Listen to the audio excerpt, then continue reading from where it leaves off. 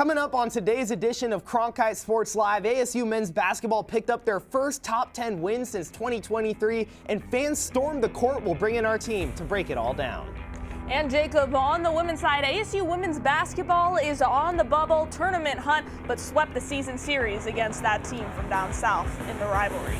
And a team that is not on the bubble, losers of 8 of their last 10, is Sun Devil hockey. Things are coming off the rails for them. We'll figure out if they still have a shot in the NCHC, all that and so much more coming up on Cronkite Sports Live.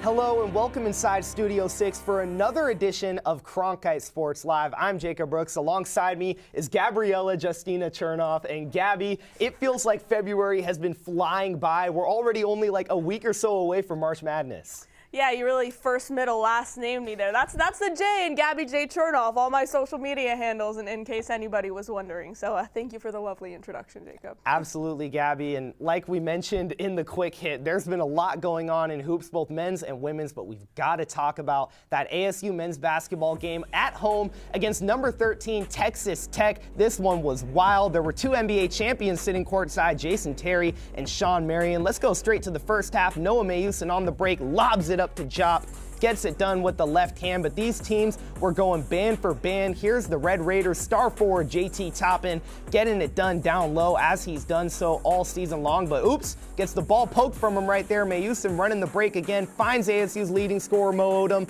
Nylon right there with the three-pointer. Let's go straight to the second half. Toppin still putting in work in the post, showing the moves to ASU forward Santiago Truitt, but Truitt had to get his lick back on the other end. Here he is cleaning the glass and throwing it down.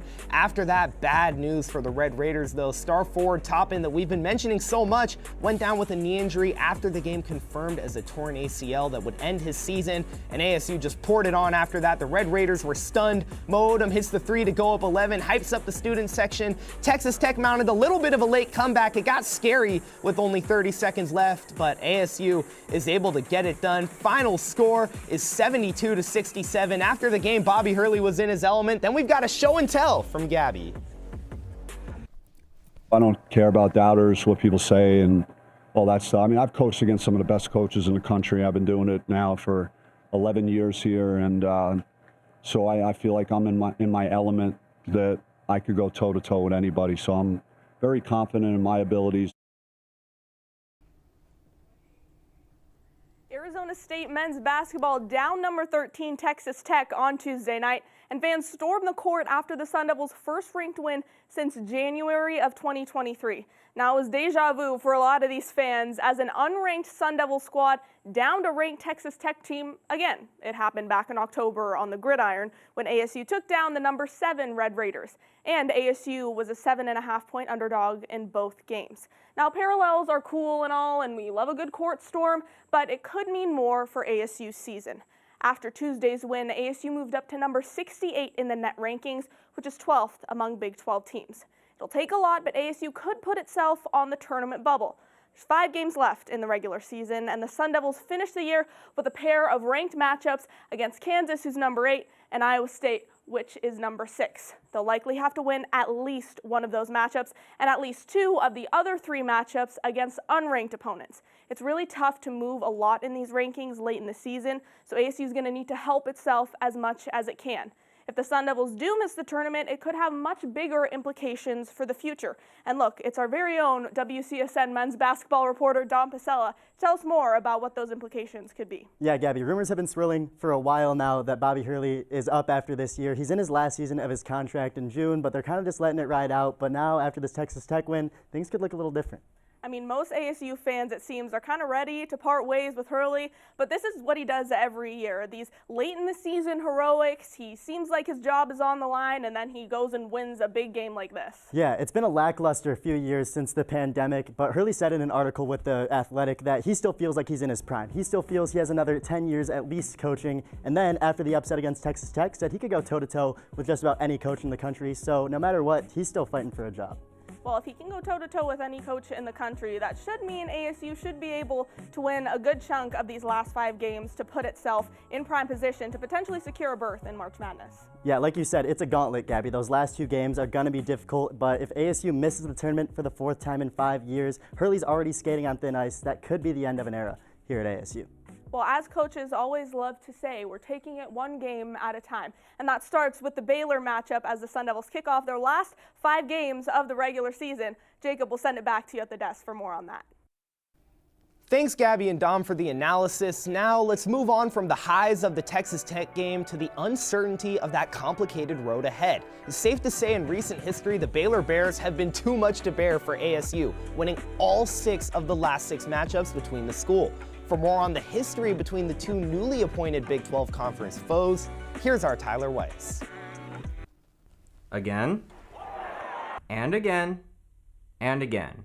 For ASU, the Baylor Bears have been simply too much to bear, especially after the program hired head coach Scott Drew all the way back in 2003.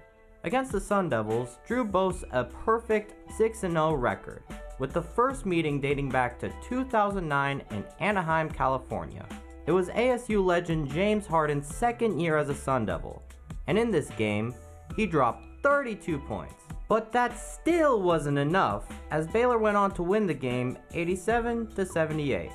Now let's fast forward to 2021.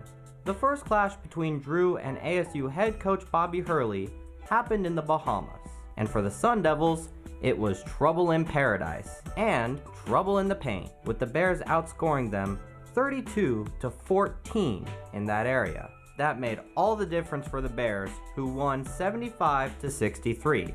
And then there was last season's matchup in Tempe. Hurley's squad got oh so close to a win, but in the end, Baylor eked out a 72-66 win in overtime. Not intending to rhyme here, but with ASU, Hurley is 0-2 against Scott Drew. But here's the thing, before last Tuesday, he had the same 0-2 record against Texas Tech head coach Grant McCaslin. Something else to keep in mind. The Red Raiders were a top 15 team when they fell to the Sun Devils last Tuesday. On the other hand, Baylor has 13 in both the wins and loss column this year. Can ASU and Hurley get another first win against the Texas program this week? Well, that question will be answered on Saturday.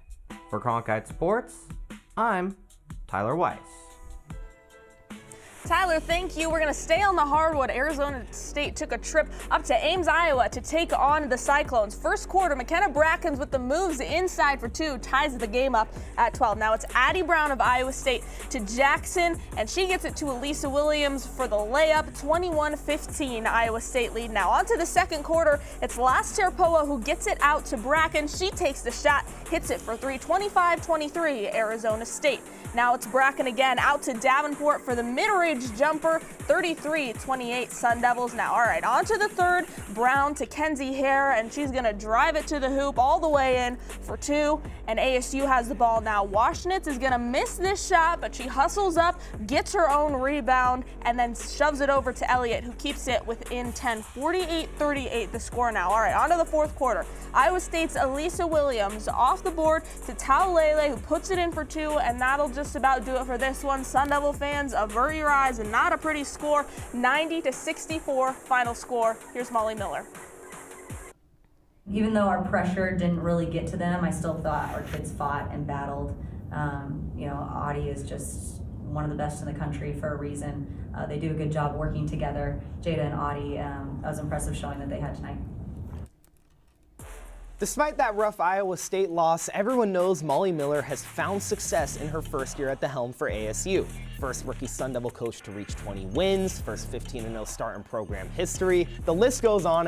And our Josh Melby argues that all of that success could potentially lead to some conference hardware. With the 2025-26 Big 12 Women's Basketball Awards coming out within the next month, Arizona State's Molly Miller has made a strong case for Big 12 Coach of the Year in her inaugural season, but this award is no shoo-in. Let's take a look at how Miller's accomplishments this season compares to other coaches around the conference. Perhaps the biggest case for the award belongs to Krista Gerlich, head coach of Texas Tech. Gerlich guided the Red Raiders to a 19-0 start on the season, and furthermore, their 24-4 start was the program's best since the 2004-05 season. Gerlich was named to the Naismith Coach of the Year watch list this season. Nikki Collin for Baylor is another coach to look out for, along with Mark Campbell for TCU. Now, Nikki Collin is among the coaches with the most consecutive 20-win seasons to begin their head coaching career, and Baylor started the year off 22-6. As for Mark Campbell, TCU started off 24-4 and has stood atop the Big 12 for a large portion of the season.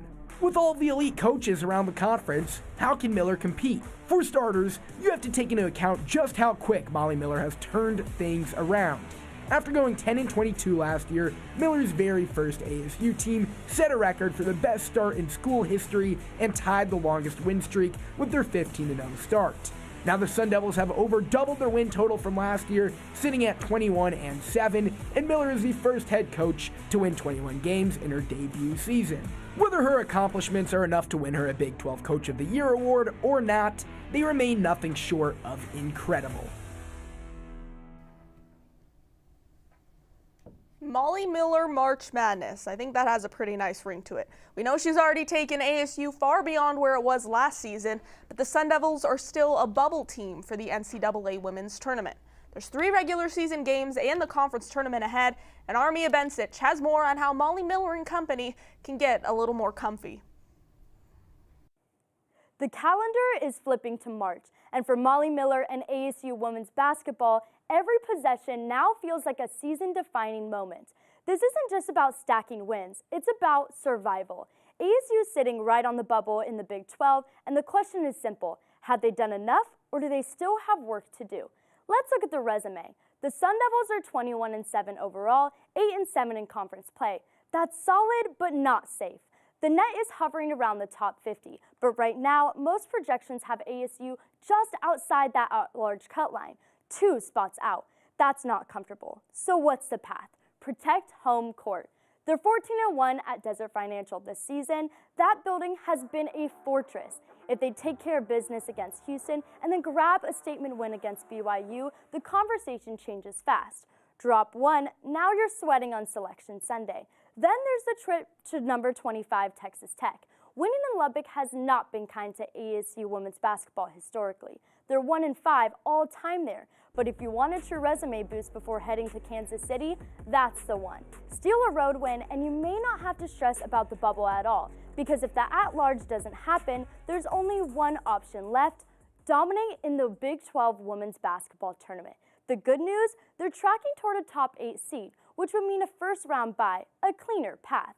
Though, do you really want to leave it up to 4 days in March?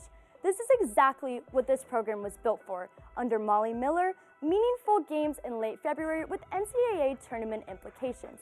The Sun Devils control their destiny at home this weekend. Win, and you're talking about dancing. Lose, you're talking about what could have been. Season is close to being put on ice. The Sun Devils have lost 8 of their last 10 games and now find themselves 8th in the NCHC standings, with the odds of a postseason berth continuing to shrink for the Maroon and Gold, as their 6-13-1 conference record just isn't getting it done. Our WCSN hockey reporter Easton Stockford joins us in studio with more. All right, Easton, it's a pretty big weekend for ASU hockey, a much different scenario than what they were in last season. Second place after the regular season, comfortably clinched home ice, and now this year it's all on the line this weekend as they're fighting to even make that postseason. Yeah, and their entire season is in the ballots this weekend. You look at the NCHC standings, ASU has 19 points, Omaha has 18 points. So important series for them to keep the leg up on the competition here. And it's really important for them to get a series sweep this week. And if they sweep, they clinch their spot in the tournament. They're 7 points up on Omaha going into Denver. It's extremely important for them to get that job done. The last place team is the only team who doesn't make it, so to go from second in the league to last would be quite the drop-off for them. And also, if you have a split, you look if there's a split, it keeps that 1 point difference for the two teams, making that series in Denver a little bit tougher for ASU. And what they can't do is they can't afford to get swept. That would put them in a 5-foot hole going into one of the hardest environments to play in the country in Denver. So can't go down to a 5-point gap, not going to be able to dig themselves out of their hole. A sweep would be imperative, but haven't swept a conference opponent in 384 days. Quite a long time, but it would be a better weekend than ever to get the job done. Well, yeah, and there's a few things that could happen depending on how these last 2 weekends for ASU go. The NCHC's top half is pretty set in stone. You got Western Michigan, Denver, and North Dakota having a heck of a season. So depending on what happens this weekend, what could that playoff postseason first series look like for ASU? Yeah, it's one of 3 teams, and the main one that you look at, if the season ended today, they'd be going to the Ralph to take on North Dakota.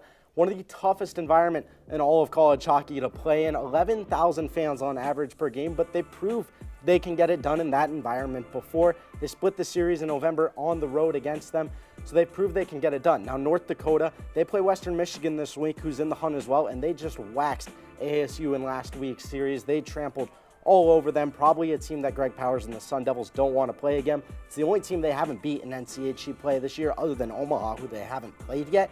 And the final option is right back to the Mile High City to play Denver. 2 weekends in a row, playing at altitude in another tough environment. There's really no easy path for the Sun Devils to make it all the way through the NCHC tournament. They're going to be playing a top 10 team, and with how inconsistent they've been this year, it really comes down to what version of ASU is going to come out on any given night. Well, Easton, thank you so much for the insight. Sounds like a lot on the line this weekend, kind of a battle for last place if we're looking at it in that way, but it all starts tonight, 7 p.m. at Mullet Arena against Omaha. Thanks for the hockey insight, guys. Let's head over to the baseball diamond, where at Phoenix Muni, ASU is 3-0, taking on 0-3 UConn in a Tuesday midweek. In the second inning, Dominic Longo got things going early for the Sun Devils. Solo shot homer right there, his first of the season, makes the score 2-0, and that would not be it for the Sun Devil Bats. Let's go to a wild 4th inning. It all starts off with Garrett Michelle doubling to right center, but hold on. Wait a minute, UConn's having some problems. A fielding error lets Michelle advance to third base. That would get everything rolling for ASU here in this inning, because here comes star outfielder Landon Harrison.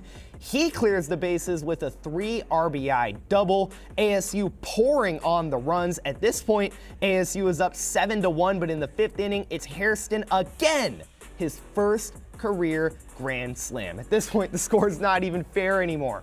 14-1, ASU leading over UConn, and look at Hairston with the high-flying celly right there. Let's go to the 6th inning, where ASU just keeps on going. We've got Austin Rolig with a 2-run homer to deep center field. 16-1. There wasn't able to be a mercy rule at this game because the coaches didn't agree on it before the game, so this one had to go a full 9 innings. In the 7th inning, UConn made the score a little bit more respectable. Cam Riggy deep to left center. It'll go down as a 2-run homer, but this one was over long before that. ASU puts away the final ground out. The final score would go down as 17-7. Here's Willie Bloomquist after the big win for ASU to improve to a 4-0 start on the 2026 season. No, I don't get caught up in the on-pace stuff, to be honest. I mean, we just want to make sure we're solidified to our approach night in and night out, and the more that we can stick to it and stick to what we believe from an offensive standpoint and really solidify that approach, I think the numbers will follow. Well, there's always a story beyond the scoreboard, and in ASU baseball's case, it's winning ugly, which has resulted in a pretty 4-0 record. It's something the Sun Devils struggled with last season, and Ari Skoodal breaks down what the improvement has looked like.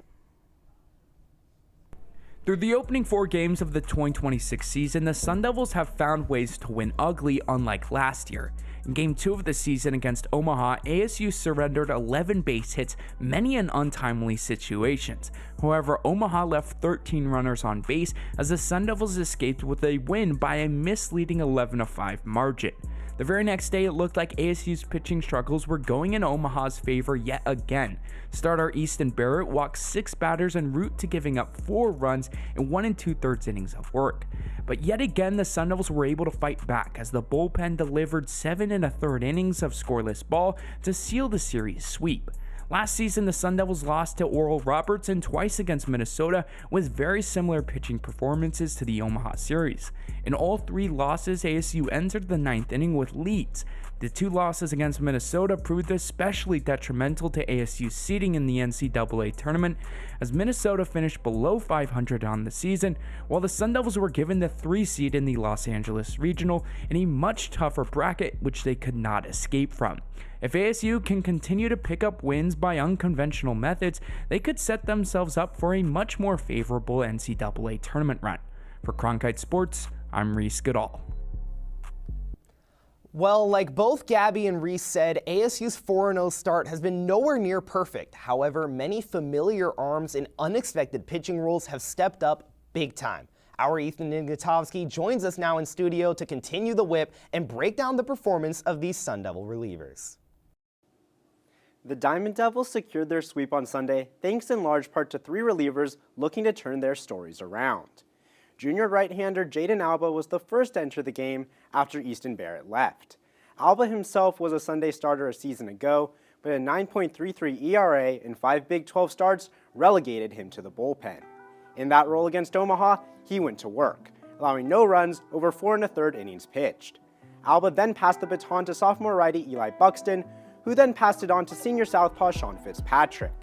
Fitzpatrick struggled mightily last season, posting an 11.57 ERA, but flashed some mound presence Sunday, walking 1 and striking out 3 in his lone inning of work. It was junior righty Derek Schaefer, though, who slammed the door, picking up the save and settling into a back-end role after recording a 5.29 ERA in 2025. Back to you guys. Fredericks joins us now from Phoenix Municipal Stadium. Hey, let's shift our focus about 60 feet and 6 inches and talk about what's been happening at the Dish. We saw ASU routed UConn 17-7 with 4 homers, and manager Willie Bloomquist said that he was happy his guys were able to scrounge together different ways to score. Jacob, there's a lot of new pieces on the offensive side for the Sun Devils this season. They've been clicking through the first 4 games. Yeah, Gabby, and there was a lot of talk going into the season about the pitching, but however, it was the offense that was the main concern for head coach Willie Bloomquist. After a good fall, they had a rough spring against the pitchers, and Willie Bloomquist had a little bit of a worry that there might be that might struggle to play well in the opening series, and that struggle was seen on Sunday against Omaha. They won 6-4. However, they went 2 for 10 with runners in scoring position. However, on Tuesday, that Sun Devil offense finally got it going. They went 7 for 10 with runners in scoring position, and that offense is now led by 2 guys that were on the team last season. Captain New Contradas is batting .500, including 7 RBIs and 2 home runs. And he's joined by Landon Hairston, who had 7 RBIs on Tuesday, including a grand slam. And it's even more impressive, the Sun Devils' offensive production, given that they had to replace their top 7 home run hitters from last season. And Willie Bloomquist talked about after the UConn game needing to have depth of scoring, and it seems that he's gotten it. Austin Roleg got involved, Dean Toigo got involved, not just Contradas and Hairston. And so if the Sun Devils continue that depth, Arizona State may have a good chance to return to Omaha. But it is a little windy out here tonight, so it'll be interesting to see how the ball carries and how that offense will produce. Well, despite the win, hopefully for the Sun Devils, the bats can stay hot. This weekend series against St. John's, it all starts tonight. Jacob, thank you for your time. All right, from one diamond to another, it's ASU softball looking to stay hot versus University of the Pacific. Kenzie Brown getting her 4th start of the year. She's just an absolute beast out there. All right, first inning, it's Jasmari Roberts with a 2 RBI double to start the scoring off for ASU. The Sun Devils scored 3 in just the first inning of this game as they round home plate. Everyone's celebrating after those runs are scored. In the 3rd inning now, Kenzie Brown, another dominant outing. Who's surprised? She had 10 strikeouts on the day, only allowed 2 hits. 5th inning, it's Roberts again with an RBI double to score Kaylee Pond, who made it all the way around from first base to make it 5-0. Pond also went 3 for 3 in the game with 2 RBIs. All right, in the 6th inning, it's going to be Nahonda Lewis. She crosses the plate to activate the mercy rule. Pond drove her in on a double for the 8-0 win. And we'll have a shot here from Megan Bartlett after the Sun Devils shut out Pacific. I'm incredibly proud of them. I think, you know, there wasn't a lot of physical adjustments to make. That's not really a thing, right? And at this level, between week 1 and week 2, it was really just getting them to just relax and let the game come to them and pick good pitches. But it's a very good ball club, and we can absolutely hit. ASU softball has come out the gates in 2026 swinging and scoring, going from unranked to number 21 in the country throughout an impressive 10-1 start. During that run, numerous Sun Devils have stepped up in the circle and in the batter's box. So for more on how the team has been finding multiple different avenues to victories, here's our Camila Chacon. Arizona State softball is off to a scorching hot start, opening the season at 10-1. The program's best start through the first 11 games since 2021, where the Sun Devils began at 17-1. Their only setback came in a tight 2-1 loss against number 3 ranked Oklahoma. Through 11 games, the Sun Devils have found different ways to win with their offense. At the Littlewood Invitational, the Sun Devils showed their ability to generate run rule wins, strong comebacks, and shutout scores, with 2 batters in particular shining bright. Yeah, I feel very confident in our ability to play defense and especially offense. I think we have a very stacked lineup. Like you said, we have a lot of depth this year, and I'm just really excited to see how far we go. So everybody's just hitting the ball hard, having good at-bats. So. Junior infielder Katie Chester has continuously been automatic at the plate, putting up an average of .464, launching 2 home runs and driving in 12 RBIs. Chester has been effective in every kind of at-bat, working the count when necessary or coming in clutch with runners in scoring position to light up a rally. Right alongside Chester, redshirt senior outfielder Kaylee Pond is also continuing to fire up the offense. Coaching staff, they really calm me down. I have a tendency of getting in my head a little bit. And they just said, trust your athletic abilities and just try to find the inside seam, so that's what I did. Leading the team with 4 home runs and 12 RBIs of her own, Pond has put together a .379 average to start her season. She also leads the team with 8 walks, showing she can get on base regardless of the situation. With this 10-1 start, the Sun Devils have started building momentum early, looking to take it all the way to Oklahoma City. For Cronkite Sports, I'm Camila Chacon. Thanks, Camilla. We've got to head over to the pool because ASU Water Polo is another team that just keeps on rolling. The Sun Devils' scorching start finds them ranked 5th in the nation with an undefeated 15-0 record at home. But the Waters, they're only going to get murkier from here. With a tougher schedule upcoming, our Mahala Reynolds is diving into the deep end with more on what lies ahead for the Maroon and Gold. Starting the season off at 19-1, undefeated at home, number 5 in the country, and coming off a shutout for the 2nd time in program history, it's hard to look at this Arizona State water polo team and think anything could stop them. It seems that they've been holding the blueprint to their success, knowing the exact steps to take to get where they are. But like water, the deeper you go, the murkier it gets, unknowns are beyond your line of sight, and it's hard to see the path ahead. And for the Sun Devils, that's what awaits the second half of their season, deeper waters. Their expedition begins with the hardest opponent of the season with number 1 Stanford. Stanford Water Polo is the great white in this conference, the apex predator. ASU has long been dominated by this team, having a 33-1 losing record, upsetting them just 1 time in 2021. From then on, they are no longer in the shallows, as ASU will face another opponent, number 4 University of California, who is the octopus in this conference, clinging tight to its number 4 spot, hoping to keep ASU from resisting its grip. The Sun Devils will only have a slight moment to come back up to the surface to catch their breath, right before the undertow that is the University of Southern California pulls them back into the depths, hoping to pull off its 22nd consecutive win against ASU. But here's the thing, it's never been a question of talent for the Sun Devils, but more so their ability to execute together in big moments. ASU has consistently been within the top 20 since entering the national poll in 2003 and has managed to sit within the top 15, setting a precedent that it is a good team. But with 3 NCAA championship appearances and no titles to show for it, this goes beyond talent and becomes about execution and the ability to keep their heads above the water without drowning. For Cronkite Sports, I'm Mahala Reynolds. ASU Beach Volleyball is locked and loaded for its 3rd season under head coach Kristen Glatfelter, with a trio of established captains leading the way. For more on how those captains will try to guide ASU's ship to the promised land in the sand, here's our Joseph Sherino. A key aspect to any championship team lies in the leadership department, which ASU Beach Volleyball certainly contains. Piloting the way for the Sand Devils are 3 captains, including senior Kendall Whitmarsh. The San Diego native has competed in Tempe since her freshman year, guiding the team from a sub-500 winning percentage to breaking the single-season program win record. If there's anyone who knows how to traverse a difficult schedule, it's her. Furthermore, the captains know postseason success is crucial, and luckily for them, help is on the way. The Sun Devils brought in senior McKenna Flaherty, who in her time with FSU won a postseason duel in each appearance. In addition, ASU recruited freshman Emma McSorley, who won the Arizona Beach Volleyball Player of the Year award in 2025, adding to the depth of the roster. Head coach Kristen Gladfelder said she's never had a team this bought in to achieving greatness, foreshadowing the fireworks to come at the Sand Devil courts. Guys?